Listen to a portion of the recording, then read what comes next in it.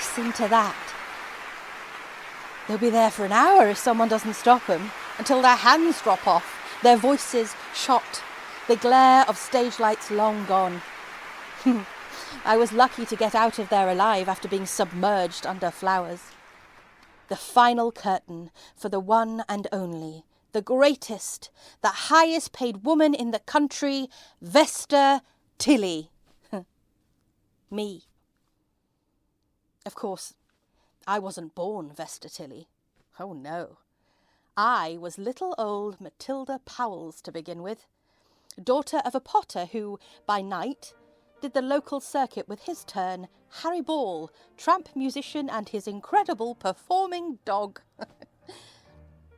I eventually sang at a few of his shows, and the rest, as they say, is history. I was hooked.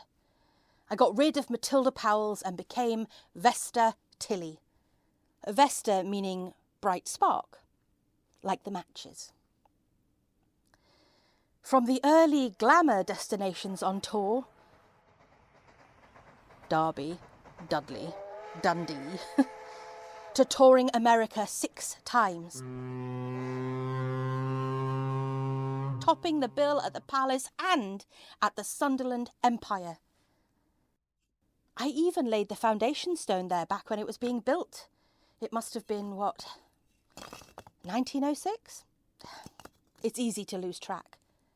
I was a star in high demand, being whisked from one place to the next. In the early days, music halls were dens of folly and vice, and female performers were, let's just say they weren't treated very well. My dad, also my manager at the time, made sure I only played in the better establishments. But still, I wasn't going to stand for that, and it didn't take long before I left that life, and the sweet little girl act that went with it, behind. I found fame as a male impersonator. That's a lady who dresses up as a fella to you and me. And my popularity soared as I presented my fop and dandy characters to great acclaim. I was adored by the working classes, probably because of my mockery of those above, and I never took that popularity for granted. I worked hard. Attention to detail was the key, you see.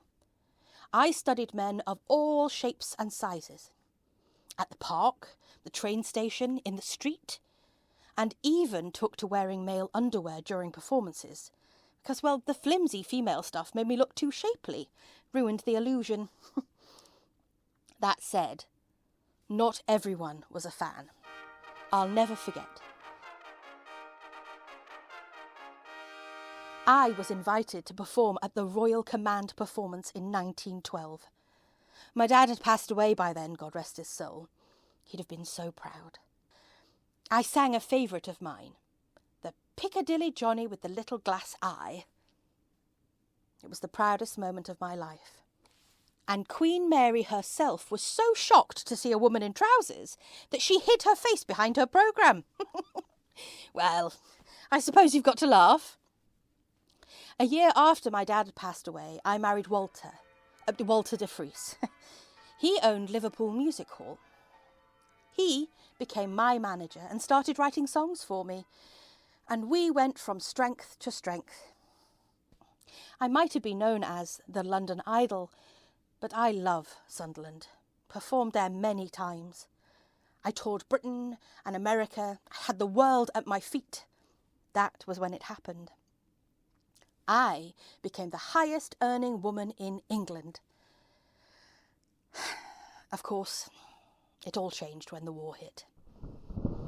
I was slowing down a little by that point, but the war gave me a new angle. Think khaki fatigues, soldiers, and songs such as Your King and Country Need You. They called me England's greatest recruiting sergeant by then. They'd sign up during my shows.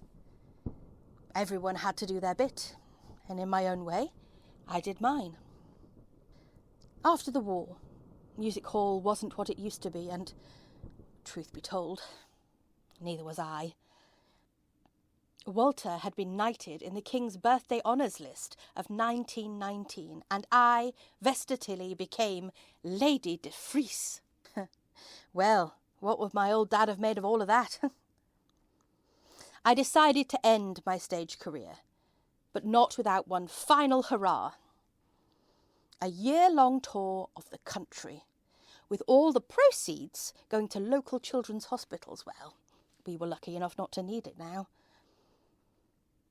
And here I am, the final curtain of the final show of the final tour.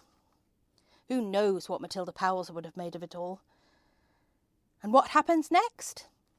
Well, we shall see. But I won't be short of memories, that's for sure, of wonderful nights all over these fair isles, including my beloved Sunderland, and a life beyond what I ever could have imagined.